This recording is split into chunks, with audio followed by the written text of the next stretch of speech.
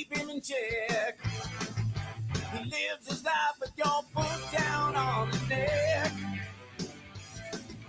You do all you can just to keep him down.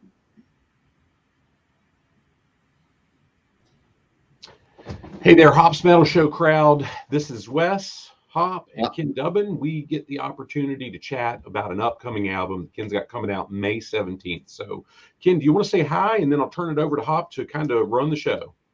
Yeah, how's it going, everybody? Glad to be here. I guess we'll just go with Old Dog, first single release from the album. The song itself is a killer tune, and it's got Charlie Starr from Blackberry Smoke. Yeah, it does. And being the opening track, the song is relatable and hits a lot of people close to home. Yeah. What was the inspiration behind the song and whatnot? Well, it was basically just the song is about, if you bully someone or beat someone down or harass them, no matter how meek they are and, non-confrontational, once they've had enough, things can get ugly, once they snap. And that's what the song's about. I mean, the new trick in this case is how to fight back. I hate seeing, that kind of behavior from anyone, taking advantage of people and, bullying and whatever. Yeah. It was a kind of a way of me saying, like, I don't like seeing that. And, if you do that to someone, this is what could happen and you're going to deserve it.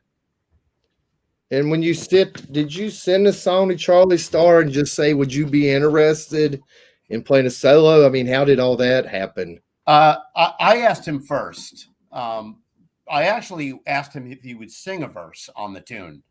And his answer to me was, he goes, "You're a much better singer than me. You don't need my voice on your record," which was, kind of his way of gracefully bowing out and saying, I'd rather not have my voice, which is very, distinguishable. You put it out there, people are going to think it's Blackberry Smoke. And I get that. And he said, but I'll be happy to do a guitar solo. I was like, you know what, dude, that's cool. And probably even cooler, because this way we can trade off. So once he said yes, I emailed him the track and he did it at his house and he just did a ridiculous. I mean, his playing on this track is just incendiary. It's just smoking. Yeah, he's a really awesome dude. I mean, he is. He's, as I get to know him, he's just a super down to earth, humble cat.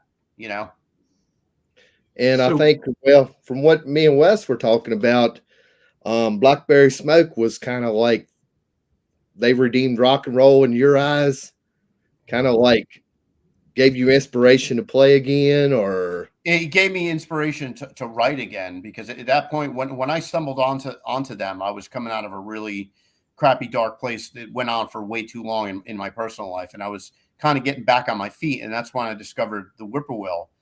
And, the first time I listened to it, I was like, wow, this is really like, I'm not really hearing anything out there like this right now. It's just straight, honest rock and roll with a Southern edge. Yeah. And I went on to listen to that record, almost every day for like a year.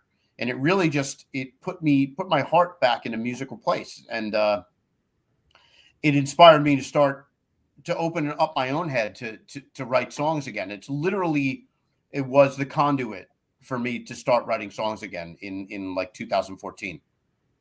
So that's the single reason that I'm, we're sitting here now. And Charlie knows that story.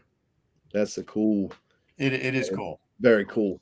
So, Ken, here's where I'm going to jump in and be super transparent. So I'm stuck in the 80s. If it's not hair bands and whatnot, I just don't listen to it much. I can do some Skynyrd, some Southern rock type stuff. And I hadn't heard Blackberry Smoke. When Tom sent me, hey, when I was copied on the email we sent to Hop and Chris about, hey, do y'all want to do an interview with Ken? Would that be something you're interested in? He sent your stuff. And so I've listened to yours before I listened to theirs. I'm going, well, shit, I like your stuff way better. And I told Chris and Hop last night as we were chatting, gosh, I like your stuff even better than new Skynyrd. And that's just me. And I'm probably going to get threatened with blasphemy and stuff like that. No, man, music is personal taste. So first of all, let me just say thank you so much for the compliment. That's awesome. And every band isn't for everybody. And if you're into like 80s hair metal and hard rock. And listen, I came from that. You know what I mean? I played nothing but that for many, many years. So I get it. You know, it's like I'm good friends with Eddie Trunk. We've been friends since. I was going to ask you about that because yeah, y'all are all from the same area, correct? Yeah. So before he was who he is now, yeah. I mean, he worked at a record store in Cedar Knolls, New Jersey, and he and I and a couple other dudes, we just hang out till the store closed, and then we'd go and, you know, get some beers and talk about music and work on guitars and whatever. So, and he comes from that same cloth too. Like if it's not really hard rock, you know, of that style, that 80s-ish style, he's really not interested. So interestingly enough, I send him all my stuff anyway, because we're friends, and he really likes this record. And he talks about it on the air, you know, which is like, you know, you couldn't ask for better than that. And he's not, you know, I consider my stuff, you know, hard rock with a Southern / Americana flair. And that's not really where he's coming from, but it, you know, for whatever reason, it struck a nerve with him. He loves it. He's incredible. The stuff he knows just blows my mind. Stomp the Trump is just amazing. Eddie's a good dude, man. He really is. He's a super nice guy. I think Wes has got a question to ask you about Zach. Speaking that we're in that area right now, and then we know Zach's from that area. Yeah. So you're talking about New Jersey, and I'll tell you that Zach Wild's probably my favorite guitar player. Me too. And I even like his singing. So cool. Me too. Love it.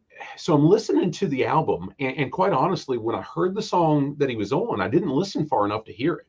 And I'm thinking, the way the flow of this song, I just can't picture Zach making the cameo here.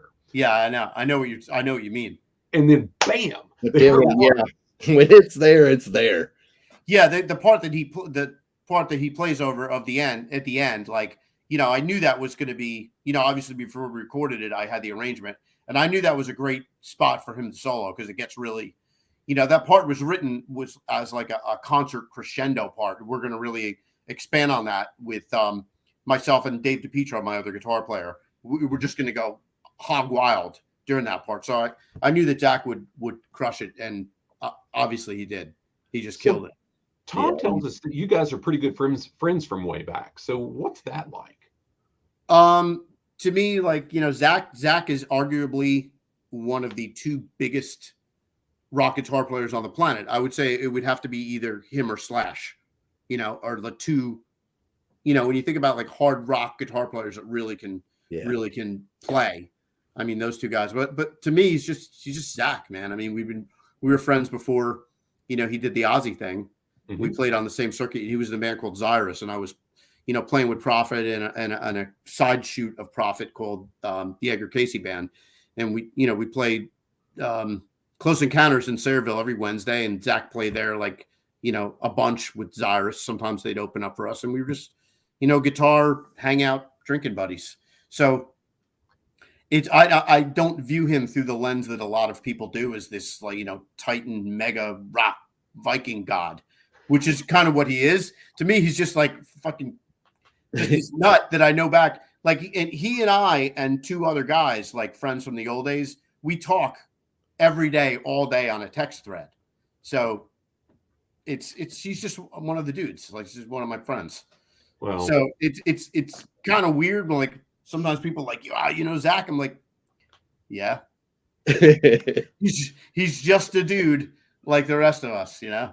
But, you know, me and Wes will agree. When we met him, he's extremely humble.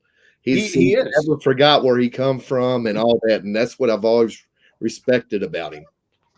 And is that signed? Yep, Zach signed that about 22 years ago. I'm surprised he would sign a Telecaster for you. Well, not a Fender guy. It's what I had. Yeah, Zach is very humble. He's a hardworking guy. He's got very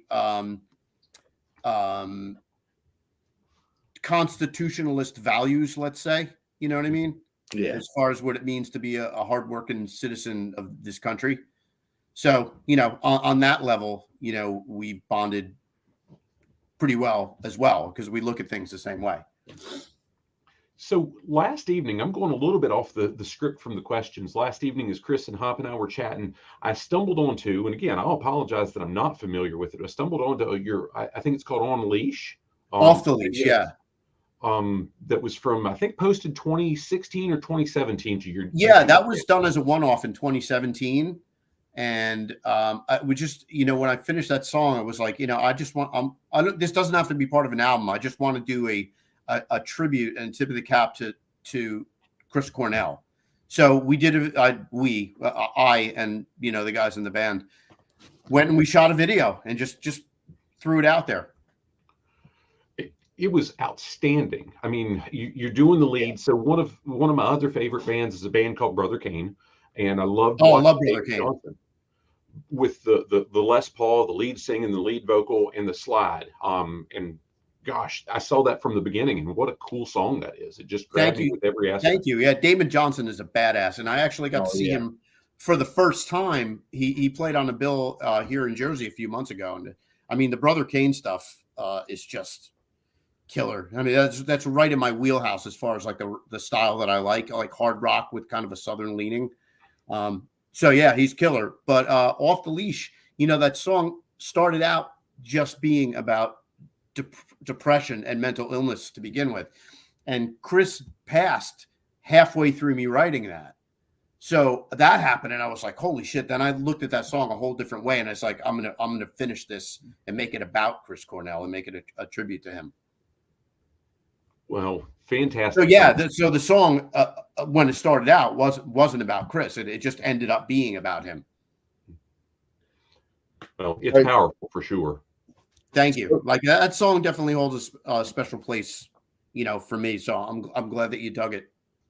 I mean, yeah, that was a huge loss to the music business. I mean, nobody expected that, and huge loss. That was the big thing about that. I mean, it was like that guy, of all people. I mean, like top of the world, man. I mean, like just you thought he had it all. Yeah, had it all. Like great, amazing singer, amazing songwriter. Like everybody loved him. Great looking guy.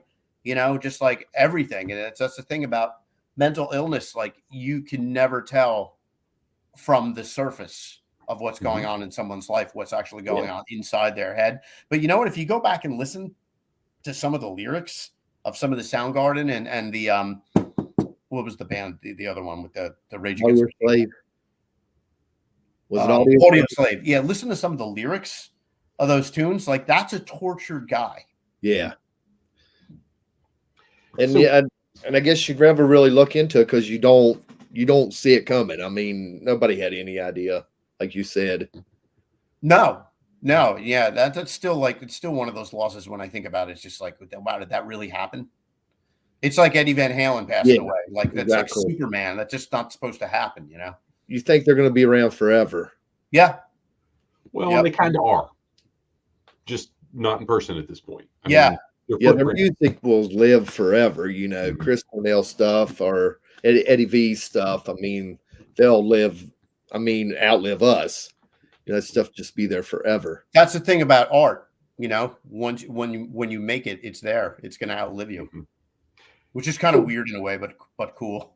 Yeah. Ken, I'm going to toss a question to you that Chris put together. He wasn't able to join us today with the schedule conflict, but I'm going to say I echo what he says here. He says, first off, I listened to Conflicted. So Tom gave us a sneak peek to Conflicted, but he said I listened to it a few times. And I fell in love the first time, but it keeps getting better with each thing. So talk to us a little bit about what you're most excited about this May 17th release of this new album.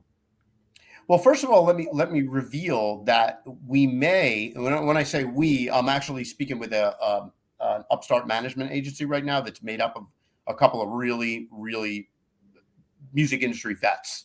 These people are awesome. And what we've been in talks about splitting this album up and making it 2 EPs. So what will come out on May 17th will likely be a 6-song EP. And then 6 months down the road, we'll put the second part out. And I'll just title it something different and have different cover art. But I'm sorry, go back to the original question. What am I most excited about? Yeah, what are you excited about with because we've listened to both EPs then at this point, and it's solid top to bottom. It is. Well, First of all, let me just say again, thank you so much that because like hearing that people are digging it, especially people that are exposed to a lot of music like you guys are, that's like, it kind of validates the effort for me and makes me feel like, all that work. And now I'm getting it out to people who listen to music all the time and they're really, really digging it. And it's like, okay, well, maybe I'm not just spinning my wheels after all, because there's so many bands and so many artists out there. There's a flood like there's never been before. Yeah. Social media being so hot, everybody's making records. And it's like, I feel like I made this record and it's a grain of sand and I just threw it onto the beach with all the other grains of sand. So we found that grain. That's awesome. So so hearing the people like it and feeling kind of like making me feel like it stands out a little bit is just awesome. So I'm excited.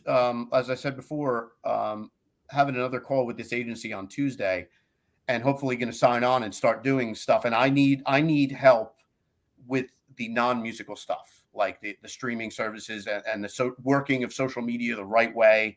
Because I have a slight handle on it, but not the way they do. So I'm excited about the prospect of actually getting it into more ears than I thought possible originally. Just getting it out there and getting other people outside of my little sphere to pick it up and go, holy shit, what's this? I really dig this.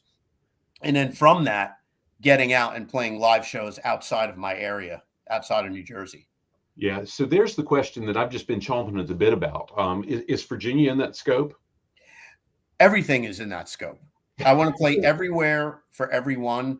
This area of the country, Northeast, in particular New York and New Jersey, I don't really think it's a great hard rock area, or even hard/Southern/Americana. What I do, I don't feel like there's a big, market. Just not the interest in it that you'll see down south and down to the west. You know what I mean? Mm-hmm. Like the South is where it seems like there's the most interest in real hard rock and new music, new artists coming out, because all the artists that I dig, that's where they're concentrating their tours, is west and south of me. So I feel like, I got to get down there and just play for whoever wants to listen. Well, you're familiar, you come up through the 80s. That's kind of the way it was. We are huge Cayce fans. I love Cayce. You get off the East Coast, they're not, we love them around here. Everybody loves Cayce around here. But you kind of get off the East Coast and it's like they're just a mediocre band. And I'm like, them guys are incredible. And what made them great and still makes them great is the songs. They had great songs. And that really is what makes any band great, is the songwriting and how memorable is the stuff. And Steve Whiten's a great frontman and his voice is so cool. Yeah. I love Cayce. Always been one of my favorites. Yeah, they're a great band. They just played around here recently at some little tiny place up in Tenafly in North Jersey. And I wasn't able to go, so I couldn't catch it. But I was like, I guess, you just take what you can get when you get to a certain point. Play for whoever wants to come see you. And we still go see them once a year. We make it a point because they're just like, they're hometown heroes for us. So, they're like a DC, Maryland band, right? Yeah. Yeah. Now so you said something about maybe possibly releasing 2 EPs. And you was talking about streaming. Are you planning on maybe doing a disc and vinyl, or? I'm definitely doing discs. Vinyl is probably going to be cost prohibitive for me. So until I feel like there's enough people that actually want to buy vinyl, I can't outlay what it takes. But CDs, absolutely, for sure. Because I feel like when you make a record or an EP or 2 EPs, you need something tangible to open, and read liner notes and hold in your hand. Oh, I agree. Exactly. I've never been a fan of just the straight, digital medium as far as music. Yeah, I've always said, even when we used to always go to shows to get stuff signed, and what are you getting, your iPod signed? Yeah, no, I hear you, man. Believe me. I did CDs for my first 2 records, And I still have like 600 of them. The first album sitting in my office in my house. I don't know what, if we can get this thing off the ground, there'll be a market to actually sell those. Yeah, most definitely. Well, so there's my question. Is when we see you, when you're somewhere nearby, whether that be Virginia, Maryland, whatever, are you going to have those with you that we can purchase your original ones too? Absolutely, no doubt. Okay. So I'm counting on a signature on each. Is that cool? Yeah. Yep. Is I'll hold the pen with my middle leg and sign it for you. I'll just leave that one alone. Like that movie, I forget which one he's holding the violin bow. Now is that the acoustic performance that's on Spotify? Yeah, that's my second album. That's American Songbook.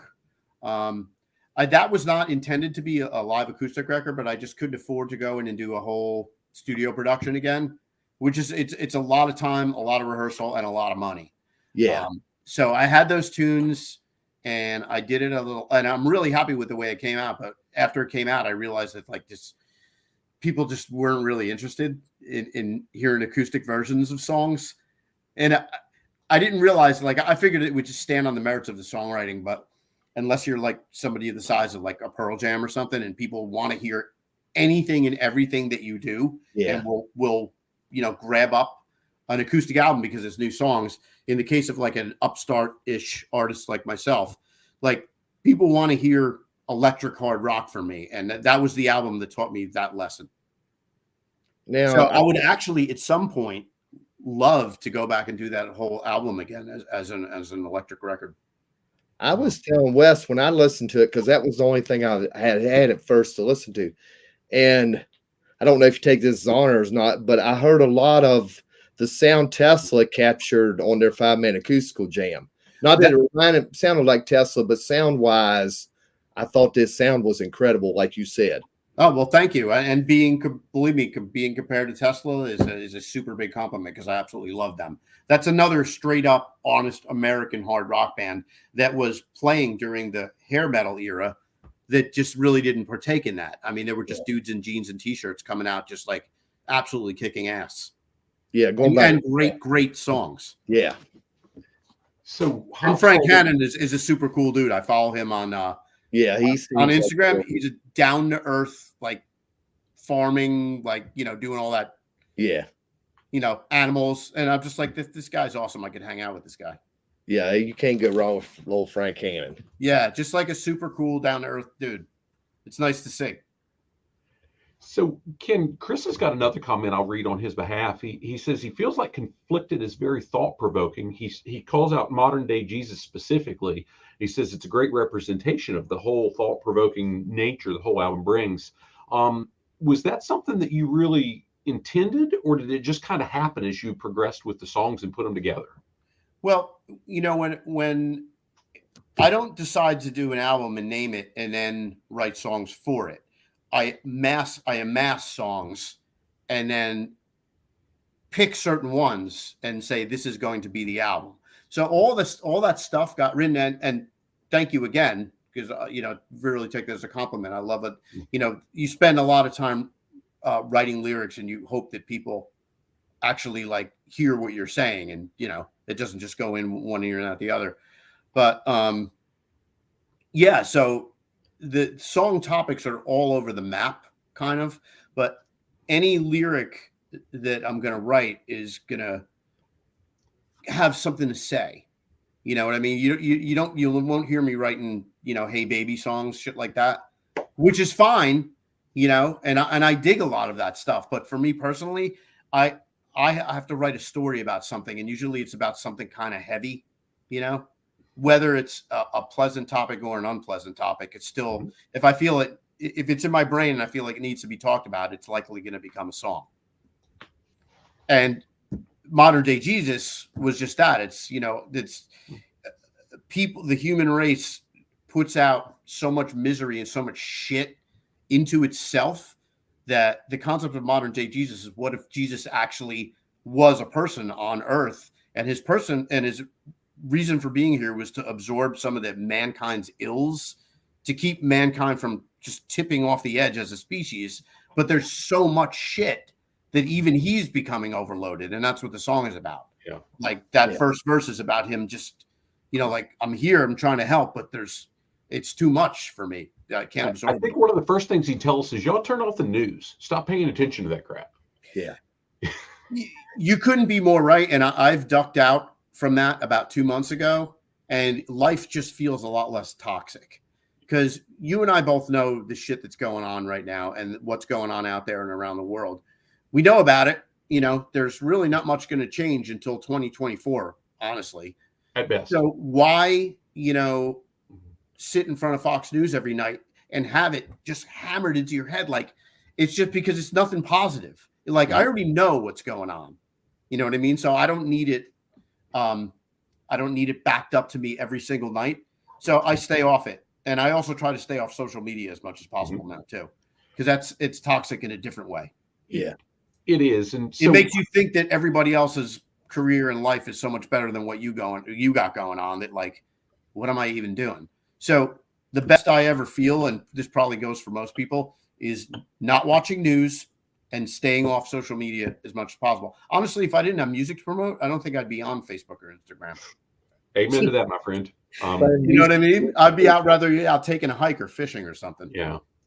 My wife and I work together. We've been in business for ourselves for about 7 years, and without that need to be visible, because I do like sleeping inside and eating food, it wouldn't be social media for me.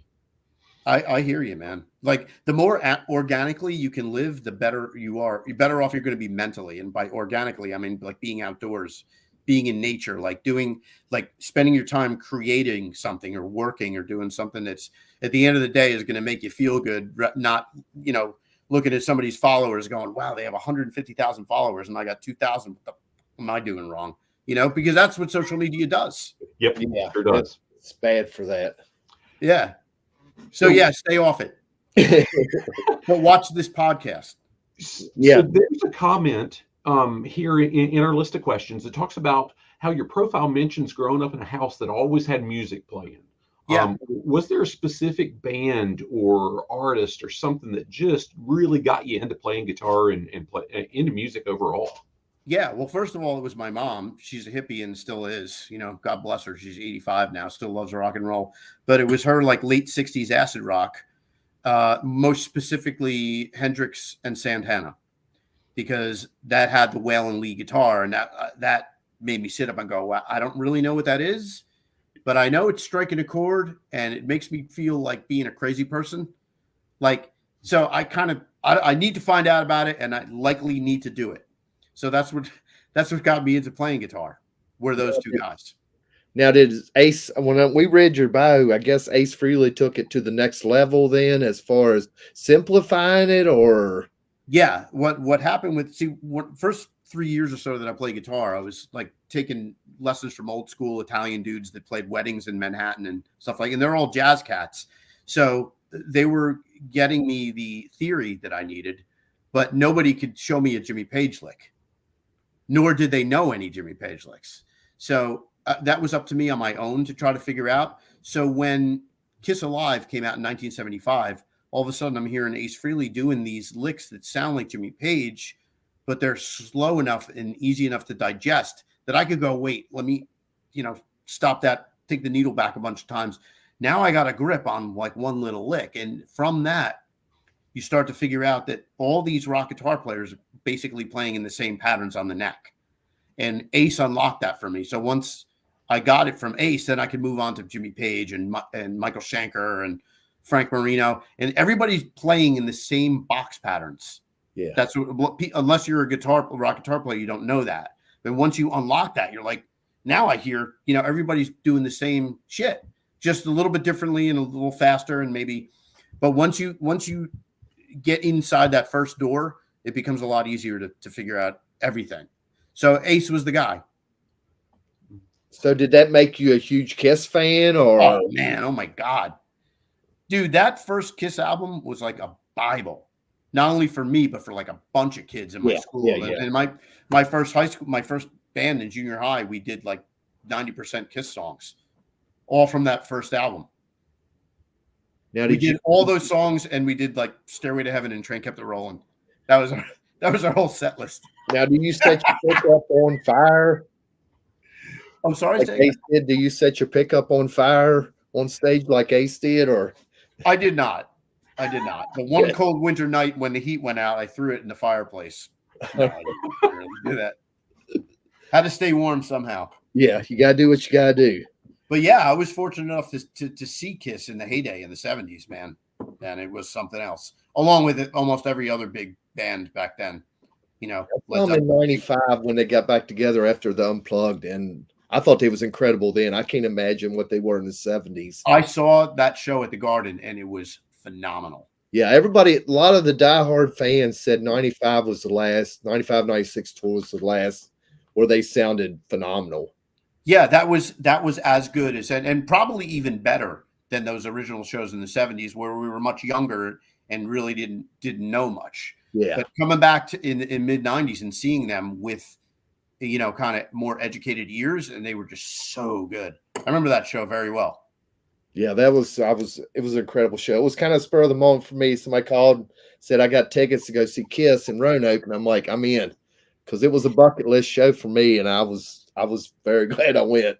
Yeah, it was incredible. I went to see that. I saw that at Madison Square Garden. Every bar around the entire perimeter of the Garden was just packed with Kiss fans, just like freaking out that they were going to see that again. Yeah, and the show just totally delivered. Yeah, very cool.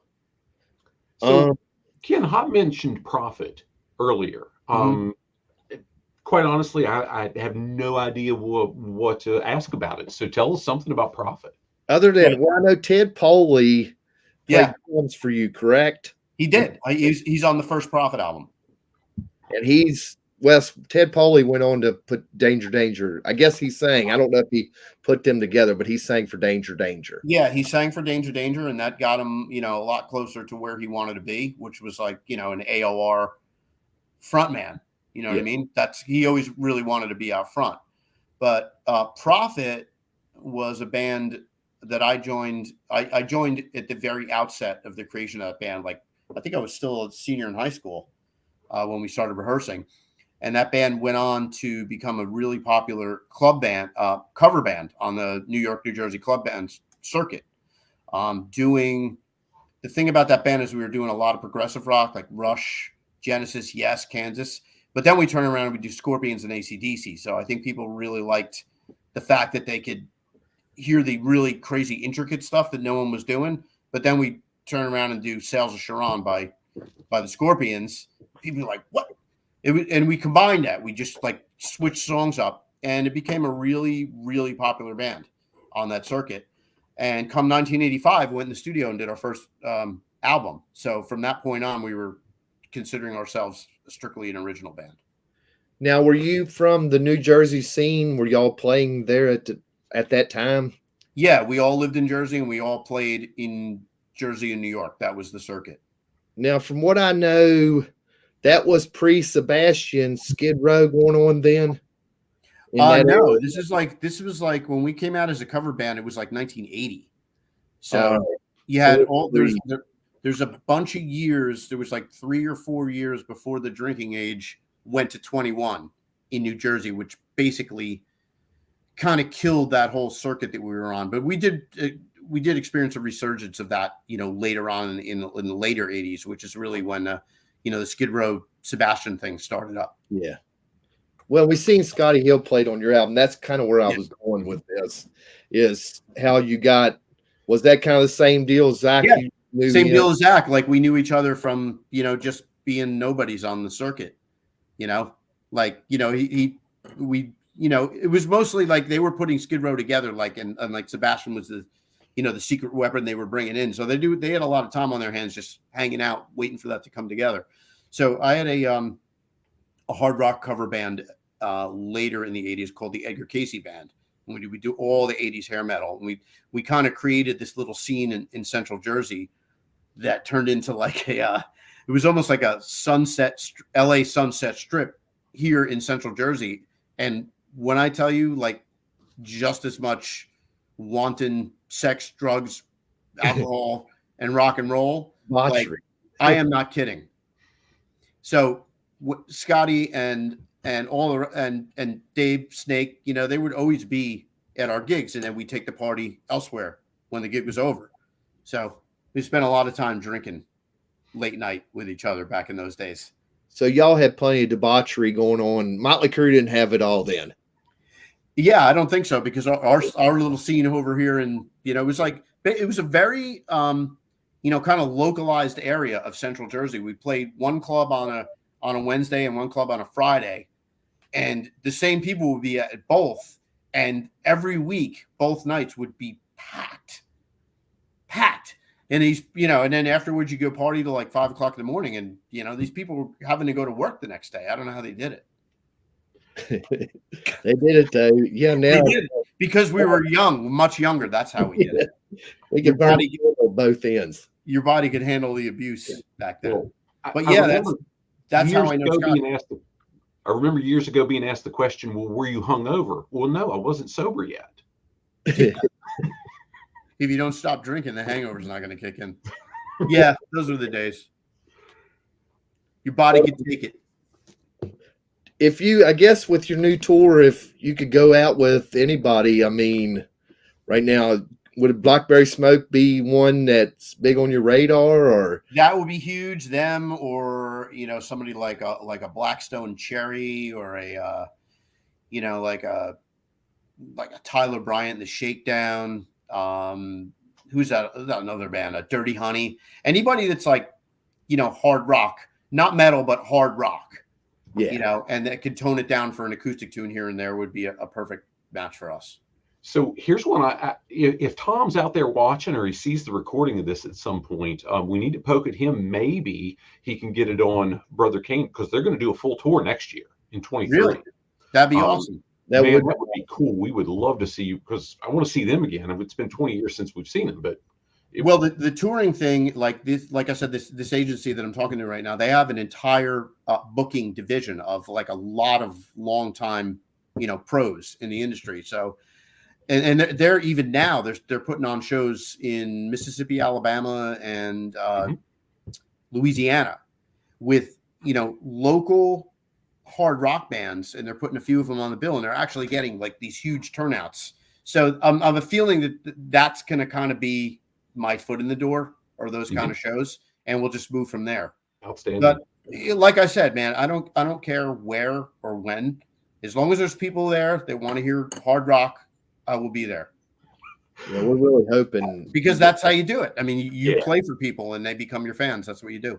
Well, somebody with the work that my wife and I do, somebody says, well, where are you guys willing to do it? And I says, gosh, if somebody will keep my dogs and pay me, I don't care. I'll do the work. Exactly.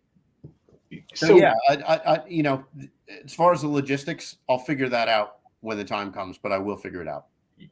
Indeed. Well, so one of the questions that either Chris or Hop put in our list really talks about the last 2 years. And I can speak for me. I went full-time self-employed at the end of May of 2020. And I thought, well, gosh, this is going to be over. 2 weeks to flatten the curve, right? Anyway, I'll stay off that topic. What's that been like for you? Well, for me, I haven't been, it's not like I was a touring act, so it didn't really impact me in that way, because I haven't really gotten to the point where I could do that yet. I'm hoping to, obviously. But, I have a day gig, work from home, and our industry is busier than it's ever been during COVID. So, I mean, I didn't hurt from COVID. A lot of people did, and it was a complete and total tragedy, I think, the way this whole thing was handled. But that's a whole other rabbit hole to go down. I don't feel like we ever had to close anything or lock anything down. We just let this shit run its course. It would have been over 2 years ago. Yep. With herd immunity. Yeah, you and I could go down that path for hours and be on the same page. I feel like we can. We're of the same viewpoint. And I remember when it first started, coming on strong, and everybody talking about, we're closing this, we're closing that. And I'm like, dude, you don't achieve herd immunity by keeping everyone away from each other. Yeah. Not sure that was the goal, though. No, I understand that aspect of it too. I'll stay off that because it ended up becoming all about power and control. Yeah. So, what if I'm somebody new and What do you want me to know about that? I'm sorry, I missed the first part of your sentence. If I'm somebody brand new, I've never heard of you, and that's I'm saying, hey, I want to pick up, I've heard of this guy. What do you want somebody to know about you and what you bring to the table, what you're really trying to do through your music? What I would tell them is that first of all, if you want some hard rock that is really going to move you, it's a good record. Check it out. And secondly, if you're a thinking person and lyrics and stories that cover some ground that's maybe like not that pretty, you'll like my stories. I think every song is like a short story. You know, I'm actually talking about something very specific, and I do, and you'll hear my through whatever characters are created, because a lot of it is not, you know, through my own eyes personally.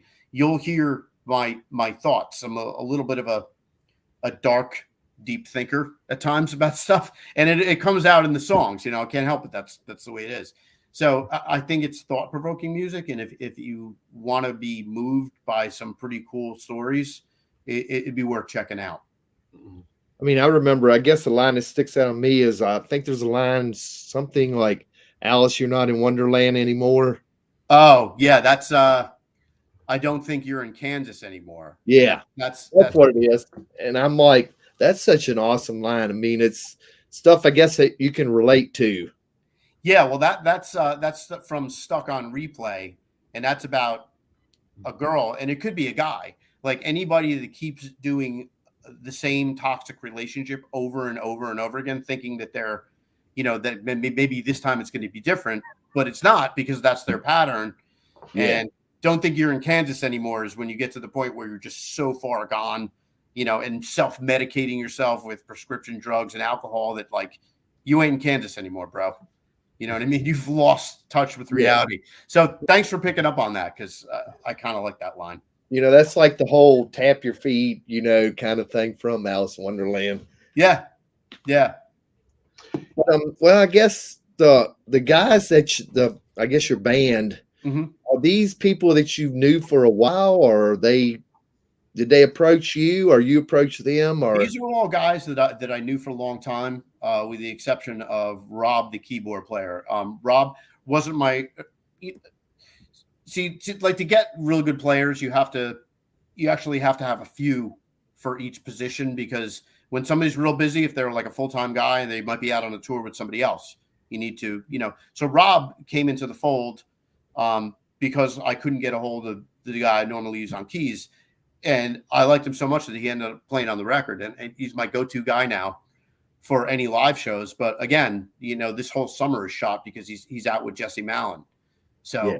You know, I have yet another guy that I have to train for this next batch of shows. But my bass player I've known for years. My drummer I played with in a wedding band over 20 years ago. And he was so good. And I said to him at the time, Joe, if I ever do a solo record, you're going to be the drummer. So when I called him in whatever 2015, I said, guess what? He was like, get out of here. We are not. I said, yes, we are. Yes, we are. We're doing it. And on guitar, my very good friend Dave DiPietro, who played in a band called TT Quick when Prophet was a thing on the circuit. So we knew each other from then. And he's like a little fiery dude, just like me, you know, real passionate, and just the shit just comes out of his pores. And our styles are kind of similar. So when I initially approached him about this, he didn't want to do it. He couldn't do it. And I used a couple other people. Full circle, I came back to him again. I was like, look, you really need to do this. And he said, you know what? I do. I need to play in a rock band. So yeah Dave he's a beast. And to be able to have a guy that can play like that on stage with me, that I can just, because I got to, you know, the singing thing is a big juggle. So I need to be able to give parts to someone that I know is not going to, you know, screw them up, for lack of a better way to put it. He's a savage. And we haven't really even tapped on what he can do, because he's a brilliant acoustic guitar player too. Acoustic and classical. He's amazing. So yeah. So 3 out of the 4 guys I have known for quite some time. All right, cool. So Ken, I saw a comment on the quick modern day Jesus video you posted on your Facebook page that somebody, apparently a friend of yours, and I don't remember who, said, I thought you weren't a singer. And you said, well, I am now. I am now out of necessity. That's what happens. You know, you start writing songs and you're like, all right, well, I could go through the whole thing of trying to find a singer again, which is like the holy grail of pain in the ass things to try to find if you're in a rock band, or I could just do it myself. But what caught me though, it surprises me because you're good at it. Your voice is solid. It's got a good mix with the music and so on. Very strong voice. Thank you very much for saying that.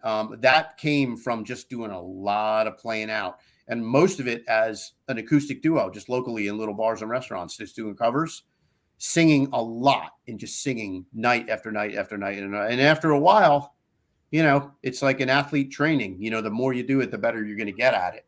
And it was all those acoustic gigs that got me to the level that I feel like I needed to be at to be able to actually be the lead singer on a record. I still don't consider myself a singer. I'm a guitar player that's singing out of necessity.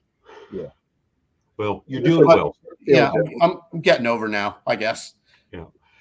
So you're talking about guitars. You've mentioned some of the influences and whatnot, and I see on your profile picture on your Facebook page a lineup of different guitars, and I see a Tele, I see a Strat, I see a couple Les Pauls, and I see one SG, but there's another one that looks like an SG. That's one of Zach's own models. Yes, it is. That's the Barbarian. I don't want to put you too much on a spot, but do you have a favorite, or do you like them all for different reasons? You're not putting me on the spot at all. If I had to grab one guitar and go, it would be a Les Paul every time. That SG, I have really come to love. That's a special guitar. It really is. It's just, you know, it's not a Les Paul, but it's got its own thing. And I also love Telecasters. Telecasters are a very it's a niche guitar. Like, you can't, something that you need a Les Paul on, you can't use a Tele on. It's just never going to sound like you need it to sound. But there's Tele all over Conflicted, all over it. All the rhythm guitars on Modern Day Jesus are Telecaster. Well, the fact that I have one behind me doesn't mean I can play it. I can strum it a little bit. But when I bought it 24, 25 years ago, it was simple because I had one that was like an Ibanez with this floating tremolo. And I'm like, dear God, I can't even change the strings on this stupid thing. Yeah, it's a pain in the ass. Yeah, so, Tele is definitely more so than a Strat. I love Telecasters. I love Strats too, but I don't know. There's something about it. A Telecaster has much more bottom end than a Stratocaster. Has this wicked thump. And people always, when they talk about Teles, they always use the word twang. They have a twang, twang, twang, twang. But in reality, it's also that bottom end thump that is ridiculous about a Telecaster. And Strats don't give you that. So yeah, Les Pauls and Teles are my two go-tos. Yeah. Like I say, I've got the Tele because it's simple and I thought it looked kind of cool. But outside of that, that's where my experience stops with it. But yeah, well, that design goes back to 1949. Indeed. A long ass time ago. Yes, sir. Now, I guess while we're on the guitar thing, who is some of your guitarists that are on the scene right now? I know you mentioned like some of the older, I guess they call them heritage acts now. But I mean, is there anybody that's recent that's just blown you away? There's so many guitar players out there, like recent guys that are insane. Jared James Nichols, for one. Do you know who he is? No, I'm not familiar. He's going back on tour with Black Label Society soon. He's one of the support acts. All right. I think he's a California dude. He's like basically a blues guy, but he's like blues in overdrive. He's like just this wicked rock guitar player. I love Tyler Bryant. Lives in Nashville. He's like, you know, like a hard rock guy. There's a guy named Greg Koch, Koch, out of like somewhere in Wisconsin, I want to say, who's a beast of a guitar player. I mean, this guy plays. I mean, and you go and see these guys' Instagram accounts, and all the biggest guitar players follow these guys, you know? So, yeah, the names I'm throwing out to you are definitely not household names. Philip Cayce, he's from Canada. He's another guy that's just like along the Hendrix, Stevie Ray kind of vibe, but he takes it to his own, you know, kind of his own zone. Yeah. He's just oh, my God. I mean, I watch these guys play, and I just want to throw my shit through a wood chipper. Got to be honest. I do. Yeah. Because I don't pursue having chops like that anymore. Like I'm writing songs now. It's really become the passion that took over where guitar playing. I still love play guitar. Don't get me wrong. I love everything about it. But the guitar now has become an accessory to the songs I write, not the other way around. So I'm not shedding like the way these guys are. So like they terrify me. So do you think because we always talk about, me and String on the show talk about what we call going to the woodshed, like the dime bags. And we kind of feel like John Five's carrying the flag right now because we don't really see nobody in mainstream that's really tearing it up. Dude, you got to check out some of the names I just told you because you're going to be Philip Sayce, Sayce, Jared James Nichols, Tyler Bryant, Greg Koch. Write some of these names down and go check them out. I mean, especially Jared. You're going to watch this guy play and you're going to go, oh my God. Now I see what he's talking glad about. to hear people putting in the time. I mean, that's what worried about, it was losing that appeal. And rock. Oh no, it's out there in spades right now. Like I said, and I even read a quote Brian May said, if you ever want to just feel like shit as a guitar player, just go on Instagram and start following some of these guys. And that's coming from a guy who is a absolute titan. Oh yeah. A pioneer. I mean, like he is his own entity. Nobody ever played like that guy. He had his completely own unique style, and he's a savage. And he's saying that if you ever want to feel like quitting, go on Instagram and start looking at guitar players. And it's true. They've got to be out there then. That ties into what I was saying about social media before. You want to make yourself feel like shit, just go on there and watch what everybody else is doing. That's why So I'm going to take that comment back to something you said earlier, and you talked about how it just follows with that work ethic. Gosh, there's a whole bunch of people that I've seen in my life that have been better at whatever than me. But Ken, I've always been willing to outwork people, and I think that's something that I'm hearing in you too. Is hey, who's best. It's about who's willing to work harder. I've been putting in the work, and listen, like back to the guitar playing for a second. But by the time that I'm taking this thing out on the road, my chops are going to be sharp. Like I'm not going to go out there half-assed. Yeah. Just right now, while I'm more about writing songs and trying to find an avenue to get these songs out to people, like I'm not shedding. Like, so my chops right now are not what they need to be, but I'm not setting foot on the stage without them being there. So they will be there. But yeah, as far as putting in the work, it's just, I'm trying to just write. I want every song to be better than the last. So I'm really, really pushing myself. And there's song ideas that I get halfway through it. And I'm just like, it's just not cutting it for me. And I'm not trying to fit the square peg in the round hole with that song. I'm just putting it to the side and moving on to the next one. Yeah. Go ahead. Sorry. I'll ask you one more question. As far as when you put the song together, are you playing every single instrument? I mean, like maybe just setting down a drum kit and kind of like just a little fill in to get us idea of what you want, or do you just take it to the guys and say, I've got this, let's do something with this? I'll have the full arrangement. Just when I write, I just sit here at home with an acoustic guitar and a pad. And most of the time I'll have an arrangement from front to back. I'm not playing the other instruments, but I know what the grooves and the drum beats are going to be like, especially drums. So when I come to the guys, I'll have an idea. I'll just lay it out for them. I'll usually send them an acoustic and voice, just so they can hear the song. Yeah. And then when we get together, it just it flows pretty naturally because they're kind of getting used to knowing where I like to go.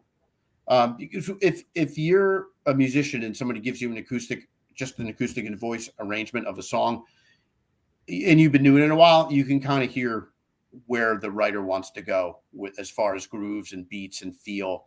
So when it comes time to do that with the guys, it's easy. It's not pulling teeth at all. Now, is there a certain, is there a certain songwriter you love his style? Like I heard a thing the other day, some guy was saying he thought James Hetfield is the ultimate lyricist, which I have to admit, Master Puppets is I think a masterpiece as far as album wise. Is there a lyricist that you think's is a step ahead of everybody, or Yeah, I think the two best writers out there right now are Jason Isbell and Charlie Starr. As far as writing songs, not only catchy songs, but like lyrics that you read and go, man, I wish I could have wrote that. You know, the concept of this song is like so heavy, and the way the story is being told is so, it's being told so eloquently and like in a way that really like stabs you in the heart, makes you really feel, you know. Yeah. Like those two guys. Chris Stapleton is another great one. I love Sheryl Crow's songwriting. I think she's phenomenal. You know, not the poppy stuff, but a song like I'm not going to think of the title Like of it. Anyway, it doesn't matter. I think her songwriting is incredible. I used to feel the same way about Amy Mann from Till Tuesday. Like she could write a song with lyrics that just make you like, God, like where is that coming from? So I know there's a couple more. This young chick, Morgan Wade, just put out an album this past year that is just phenomenal. The songs are so good. She's 26 years old, already 3 years sober, tattooed from head to toe. She's a Virginia girl. She's got a very southern twang to her voice, but the songs aren't really country tunes. They're like rock, pop kind of. But yeah, she's a great writer. Great writer. do you put yourself even in their category? Because I think your lyric writing is good myself. I can't do that as the person that thank you for saying that. I really appreciate it. As a person that's writing it, you're too close to it. You don't know. I want to think that this stuff is good, but would I ever put myself in the category? No, I think that would be a little presumptuous of me to do that, you know, because I'm the writer. Let other people hear it and decide. Yeah. And I hope that, I mean, if somebody ever put me in a Jason Isbell or Charlie Starr category, I'd be fucking floored. Yeah, I wouldn't even know what to say. I wouldn't. But yeah, I mean, I've read and heard lyrics that just like stun me. And I'm working on a song right now called Born to Lose. And it's about it's a father who's an alcoholic, has been an alcoholic his whole life, who's starting to see his son go down that road. And it's the father talking to the son about like, you can't go down this road. You can't do this. Just look at me. And it's like, I think these are some of the, you know, these lyrics are going to hit home with some people.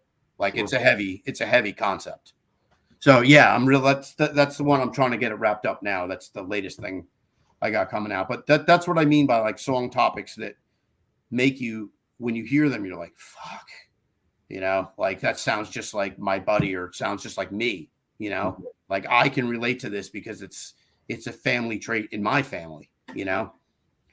So yeah, and any lyrics that really like can stir someone to that level is what I'm hoping to do. Cool deal. Ken, I could come up with questions all day long. I want to honor your time and really appreciate the opportunity to get to meet you, chat with you face to face. Look forward to seeing you live. Yeah, guys, I got to tell you, this was a fabulous session. I mean, because the questions you're asking are like, you know, right on the money, especially when it comes to actual songwriting, which is obviously my favorite thing to talk about right now. I could go on and on that, but yeah, man, you really like everything. Yeah, is really, I really appreciate the questions. They were great. Yeah. Well, we really appreciate your time. Yeah. So what we'll be doing moving forward is we're going to be doing some different stuff, promoting your stuff on our end. But gosh, if there's anything that we can do, please reach out and say, hey guys, do you have a connection? Because maybe we do and maybe we don't, but by golly, the worst they can do is say no, right? So that's great, man. And I will do that. I'll know a lot more about, you know, what we're looking at. I think a couple of weeks from now. Yep. I got another big call on Tuesday with these guys. So, and hopefully we're actually going to get some things in motion this week. Well, we're counting on getting to see you. Most importantly, play live so we can get signed copies of those albums. Yeah, well, the whole live thing. I mean, that's really the holy grail. That's where you know, people get to really see what you're about. And it's where you actually get to meet and connect with your fans. So I'm really looking forward to that this coming year, man. I need to, you know, get in on the ground floor. I'm the new guy in town, and I'll play, you know, wherever for however many or however few. I don't care. So you say that, and then I'm going to close. One of the fellows that we talked with about a month ago, he plays bass in a band called Blacktop Mojo. Oh yeah, that's one of Tom's bands. Yeah. Kat's comment was, because I think Chris might have asked, hey, where do you get the most energy? Under the small clubs where you're face to face, or the big crowds where you're like on the whatever rock cruise it was? And he says, I feel like it's my responsibility to perform with everything I've got regardless, because I can't be trusted with big if I don't do it right for small. And it's kind of biblical, but it was just solid. And I heard that in what you just said. Small, to me, I mean, I love small because people they're up against the stage. A lot of these bigger, places you're playing, you have like a 6-foot barricade between the edge of the stage and the people. And you're probably set back another 6 feet. So you're like 12 feet from the people. I would hate that. Yeah. I need them like leaning on the stage. That's where the energy comes from. Yeah. And same. I mean, with what we do, we might train or speak to folks in hundreds or even 1,000 or more people. But man, there's nothing like training with a group in my space where I've got 10, 15 people that I can interact with and really feed off of. And I would relate that to what you do in the smaller venues, that energy's there. And it's just different. Yeah. And when it all comes down to it, in situations like that, it's all about, the interconnection between people. I mean, you're giving out, and without something coming back, you might as well be in a rehearsal. Yep. Yeah. And the club, that's the cool thing about it. It's more intimate. So it's more like you feel like you're part of the show. Than instead of 100,000 people, which I know you would love to play in front of 100,000 people. Yeah, I'm not going to say no, believe me. But that's what's the cool thing. And I guess when we go see Kicks, it's still intimate and you feel like you're part of the show. You can make the crowd feel like they're part of it because it's such a small crowd. And I guess that's just part of the appeal to go into a club. Well, that's kind of like, I've been doing that my whole life. So I know that medium very well. The stadium medium, I don't know at all. I mean, I might step out there and go, holy shit, man, people are 50 friggin' feet away. What the hell am I supposed to do with this? But I'm sure I can adapt. God willing, I get to that point. We'll see. I think you'll be fine. Well, and so know we're on your side, and we're going to be cheering for you, and hopefully we get to connect with you face to face very, very soon in that process, sir. So yeah, fellas, I got to tell you, it was an absolute pleasure, and I hope to speak with you again. Yep, thanks so much. I'll end this. We'll be on live just for a few minutes, but I'll end the feed with the Hops Metal Show, and we'll see everybody out there real soon. Hop Metal.